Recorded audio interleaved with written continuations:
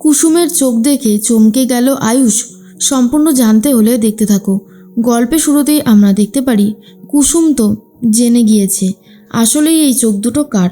কুসুম ঠিক করে আয়ুষকে গিয়ে বলে দেবে, কিন্তু বাদ সাধল মীনাক্ষী।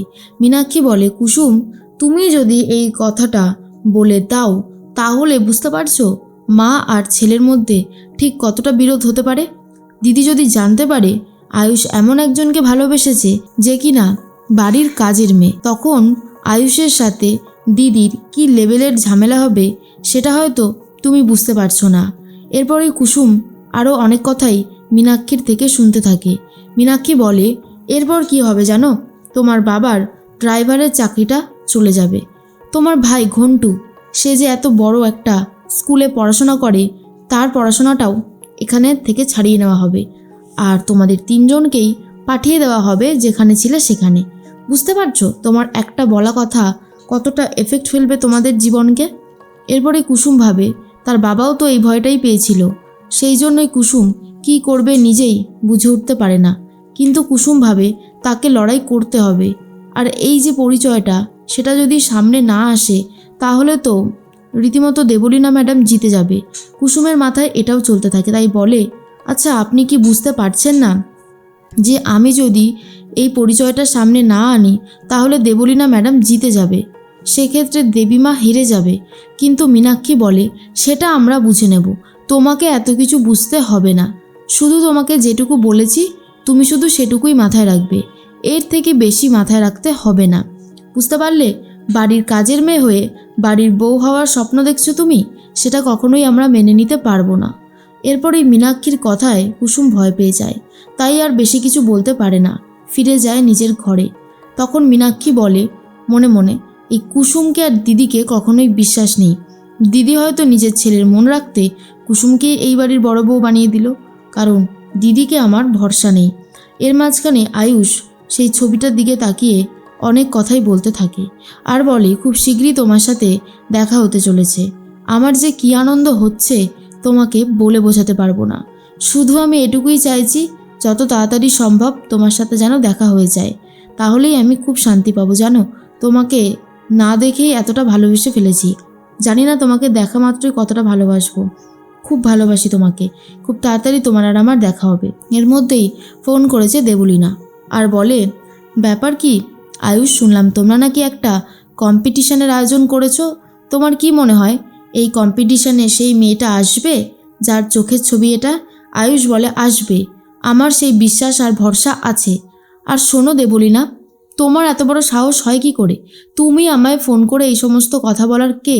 তুমি একদম এই সমস্ত বাড়াবাড়ি করতে আসবে না, তাহলে কিন্তু খুব খারাপ হয়ে যাবে। দেবলীনা বলে, দেখো, গাঙ্গুলি বাড়ির সাথে আমার শত্রুতা সারা জীবনই বজায় থাকবে, সেটা নিয়ে আর কোনো সন্দেহ নেই, কিন্তু আমি তোমাদেরকে ছাড়বো না। ওই চোখ দুটোর ক্লেম আমি করছি আর ওই চোখ দুটো আমারই, আমি এরকমটাই প্রমাণ করে দেব। আর তোমরা কিভাবে হেরে যাও সেটা দেখতে থাকো। কিন্তু আয়ুষ ভাবে যে না, সে হারবে না, সে জিতবে, তাকে জিততেই হবে।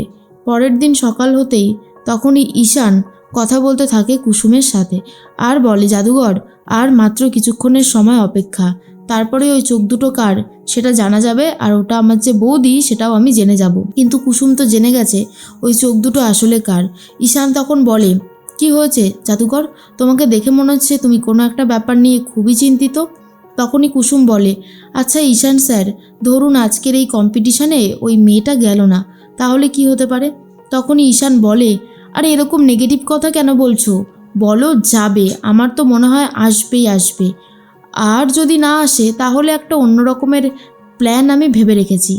আমি অন্য কারোর একটা চোখের সাথে আর্টিফিশিয়াল টেকনোলজি দিয়ে যেভাবেই হোক না কেন মিলিয়ে দেব, তুমি শুধু দেখতে থাকো। আর এটা শোনার পরেই ঈশানের কথা শুনে আয়ুষ বলে, তুই আজকের কম্পিটিশানে যাবি না ঈশান, তোর সাহস হলো কি করে যে তুই এই রকমভাবে চিটিং করে জিতবি? আমি এটা কোনোভাবেই মেনে নিতে পারবো না। ঈশান তখন বলে, কিন্তু ভাইদা, আমাদেরকে তো শেষে জিততে হবে, তাই না? তখনই আয়ুষ বলে, আমরা আমাদের সততা দিয়েই জিতব, এইভাবে চিটিং করে জেতা যায় না। কুসুম মনে মনে ভাবে, কি করে জিতবেন ছোট স্যার, আপনি তো জানেনই না ওই চোখ দুটো আসলে কার, যে আপনার সামনে দাঁড়িয়ে আছে। এরপরে আয়ুষ ভাবে, সেই মেয়েটার সাথে তার দেখা হবে, কত দিনের মনের ইচ্ছে পূরণ হতে চলেছে। এর মধ্যে ঈশান বলে, আচ্ছা ঠিক আছে ভাইদা, তুই যখন বলছিস তো আমি চিটিং করব না, কিন্তু আমার মনে হচ্ছিল যে আমাদের দুটো অপশান ভেবে রাখা দরকার ছিল। এরপরে কুসুম বলে, কিন্তু ছোট স্যার একদম ঠিক কথাই বলেছে, চিটিং করে বেশি দূর এগোনো যায় না।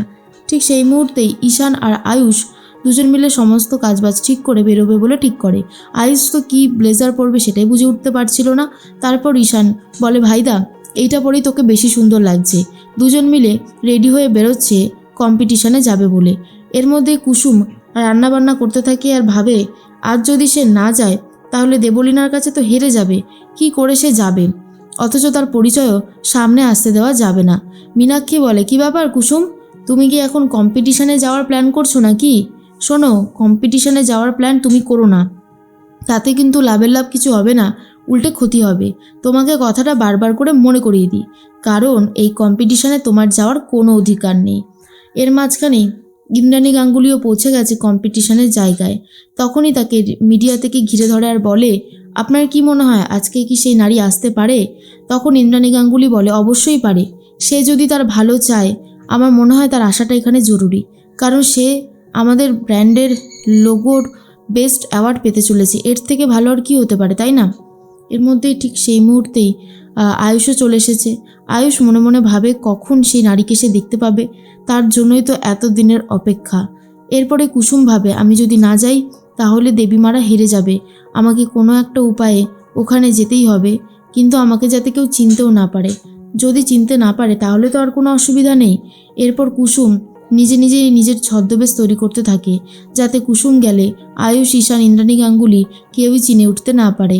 আর সেই ভেন্যুতে এক এক করে সবাই মেয়ে আসতে থাকে, কিন্তু কারোর চোখের সাথেই লোগোর চোখ দুটো ম্যাচ করছে না। কিন্তু আর তো অপশান বাকি নেই, আয়ুষও ছটপট করতে থাকে। কিন্তু সেই সময় চলে আসে ছদ্মবেশী কুসুম। আর ছদ্মবেশী কুসুমকে দেখার পরে আয়ুষ তখন বুঝতে পারে এটাই হয়তো সেই মেয়েটা, কিন্তু মুখ ঢেকে এসেছে কেন? এরপর যখন কুসুমের চোখের সাথে লোগোর চোখ দুটো ম্যাচ করানো হয়, আর তখন দেখা যায় 100% ম্যাচ করে গেছে। আর তখন সবাই বুঝতে পারে লোগোর যেই চোখ দুটো রয়েছে, আর সেই চোখ দুটোই এই মেয়েটার। আর সেই মেয়েটা যে কুসুম, সেটা এখনও কেউ বুঝতে পারেনি। আর কুসুম ভাবে যে এই যাত্রায় তো আমি সবাইকে বাঁচিয়ে দিই, তারপর যা হবে দেখা যাবে। কিন্তু ইন্দ্রাণী গাঙ্গুলি ভাবে, সে তার পরিচয়টা লুকিয়ে এসেছে কেন? কেন সে তার মুখটা সবার সামনে দেখাতে চাইছে না? অন্য কোনো ব্যাপার আছে নাকি? এরপর কুসুম ঠিক করে তাড়াতাড়ি করে সেখান থেকে চলে যাবে। আয়ুষের সামনাসামনি মুখোমুখি হলে তার যে পরিচয় সামনে আসতে পারে সেটা কুসুম খুব ভালো মতনই জানতো, তাই সেখান থেকে তাড়াতাড়ি করে কেটে পড়ছে কুসুম।